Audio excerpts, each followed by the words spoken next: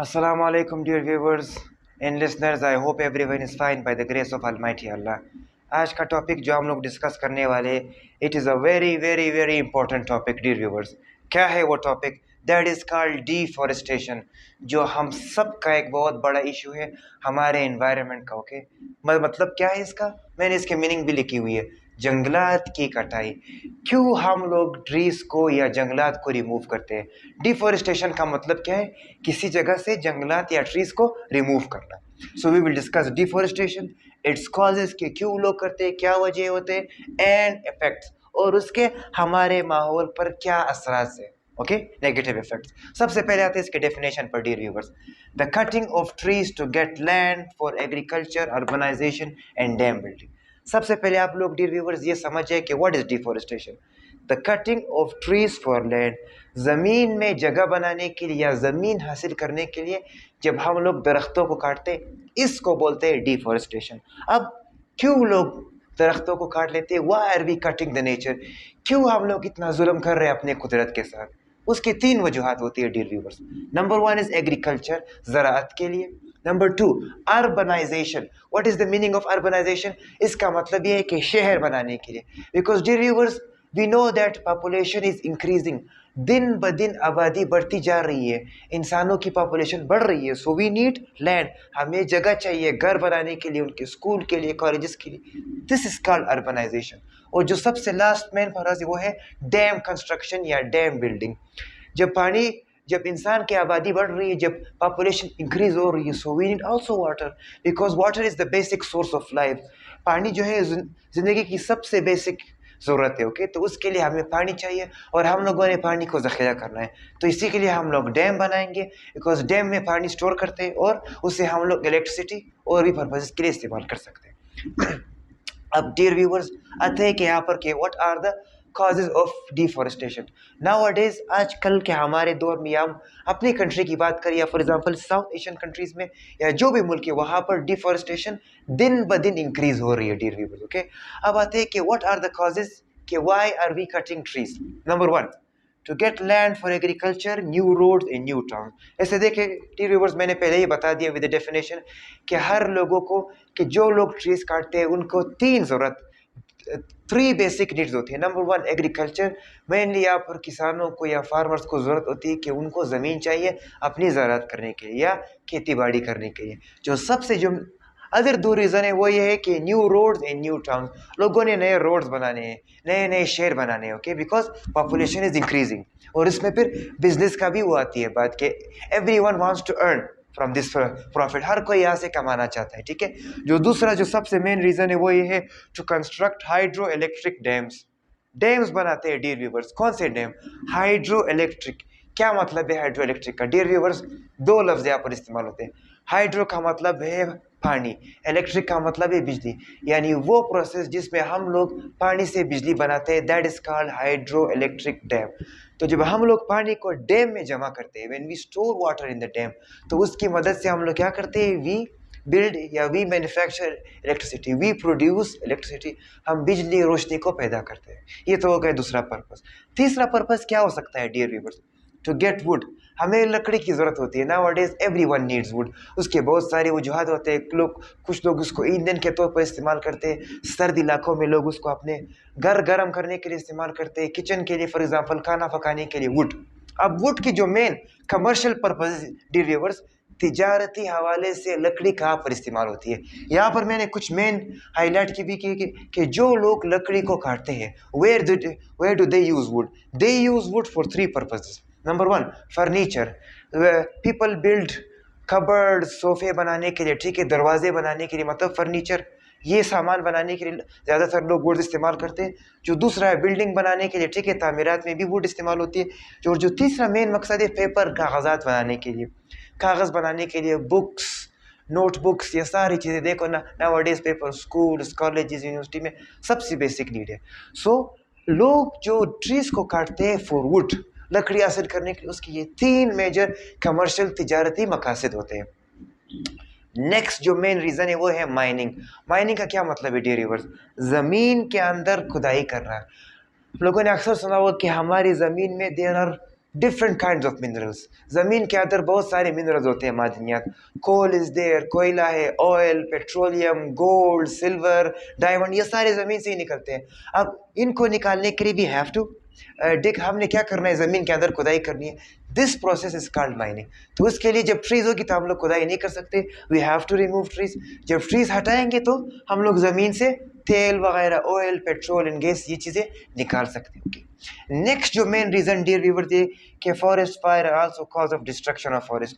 आप लोगों ने सुना होगा डियर व्यूअर्स, नाउअडेज यूएसए में भी एक इंसिडेंट्स हुई थी ऑलमोस्ट ये कुछ 5-6 महीने पहले के लॉस एंजलिस में, वहाँ पर जंगलात में आग लग गई थी डियर व्यूअर्स। ओके, इसकी मेन वजह क्या है ये आग लगने की? इसको बोलते हैं फॉरेस्ट फायर, जंगलों की आग। मतलब जब हम लोग ट्रीज काटेंगे तो क्या होंगे, वहाँ पर फॉरेस्ट में फॉर एग्जांपल आग लग जाएंगे। ओके, सो फॉरेस्ट फायर, जंगल में आग लगाना, ये भी एक मेजर कॉज है ओके डिफॉरेस्टेशन की।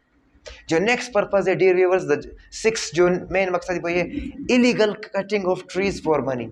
नाउअडेज लोग पैसे कमाने के बहुत से तरीके आ गए हैं, whether they are legal illegal. ठीक है, तो दरख्त जब हम लोग काटेंगे और उसको बेचेंगे इलीगल तरीके से पैसे कमाने का, this is one of the main reason why people cut trees, कि उन लोगों ने इलीगल तरीके से पैसा या मुनाफा कमाना है। They want to gain profit by cutting the trees and selling them in the market in illegal way. Okay, अब आते हैं तो हो गए इसकी सॉरी डियर व्यूवर्स, इसके कॉजेज हो गए। यहाँ पर I have mention only 6 cause, लेकिन dear viewers there are hundreds of causes okay कि पीपल कट फॉरेस्ट। ओके, अब आते हैं डियर व्यूवर्स सबसे जो मेन नुकसान होती है, that is called over hunting, हद से ज़्यादा शिकार करना। What is the meaning of hunting? जब हम लोग किसी जानवर का शिकार करते हैं, ओवर का मतलब क्या है कि हम लोग किसी जानदार का शिकार इतनी हाई लेवल पर कर लेते हैं कि देर जो उनकी जो नस्ल है, देर जनरेशन, इट स्टार्ट्स डिक्रीजिंग या दे बिकम इंस्टेंट, बिल्कुल उनकी नस्ल ही तबाह हो जाती है। So what is dear over hunting? Deforestation is reducing shelters of animals and are being exposed for hunting. जब हम लोग ट्रीज को काटेंगे, डियर व्यूअर्स एक बात आप लोगों ने समझना है, जो ट्रीज होते हैं दे आर शेल्टर्स, ये जानवरों के एक घर है। जैसे अभी देखो मैं अपने घर में खड़ा हुआ हूँ, घर मुझे एक पनाहगाह, एक छत प्रोवाइड करती है, एक protection. The same is with trees. जंगलात जो होते हैं it is the home to millions of animals. ये जो जंगलात होते हैं, ये ट्रीज, ये जानवरों को शेल्टर प्रोवाइड करते हैं। Now if we cut the trees तो क्या होगा, वी आर एक्सपोजिंग देम, हम उनको एक्सपोज कर रहे हैं। ओके, तो हंटर्स आएंगे, it will be easy for them to hunt them. तो शिकार के लिए बहुत आसानी होगी उनको उनका शिकार करना।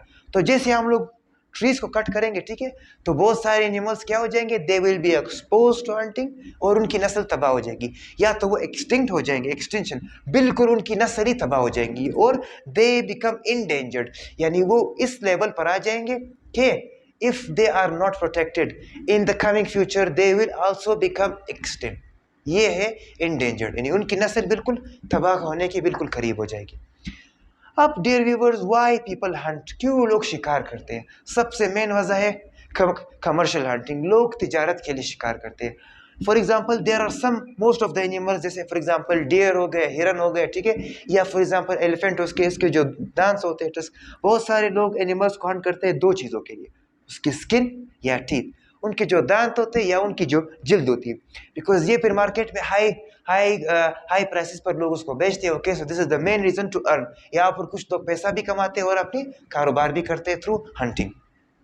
अब डियर व्यूअर्स, हमने क्या करना, it is the responsibility utmost, हर एक की ये रिस्पॉन्सिबिलिटी कि we should protect our nature, हमने अपने दरख्तों की हिफाजत करनी है, we should protect our forest, हमने ट्रीज़ को नहीं काटने। अगर इन केस एक आदमी एक ट्रीज़ काटते हैं, हमने उसके बदले 10 और ट्रीज़ लगाने, इसी से हमारा माहौल बचेगा। अब क्यों हमने डिफॉरेस्टेशन को रिड्यूस करना है या डिक्रीज करना है, इसकी क्या वजह है?